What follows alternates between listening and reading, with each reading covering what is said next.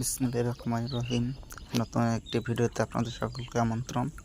আজকে দেখাবো পাট ক্ষেতের ভিতরে একটি জাল পাচ্ছিলাম, সেই জালে কি মাছ পড়লো।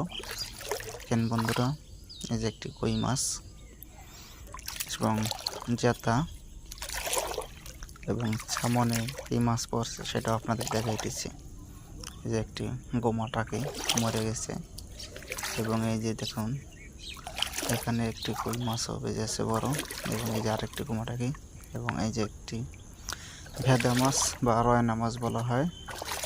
এবং সামনে দেখা যাক আরও কি পরিমাণ মাছ আল্লাহ দিয়েছে। পরিশেষে এই যে একটা কই মাছও বেজেছে এবং সামনে দেখা যাচ্ছে আরও কিছু মাছ পড়েছে। মাশাআল্লাহ, এই যে একটি আবার রয়না মাছ বা ভেদা মাছ বলে থাকি, কত সুন্দর। ধন্যবাদ সবাইকে, আমার চ্যানেলটা সাবস্ক্রাইব করবেন।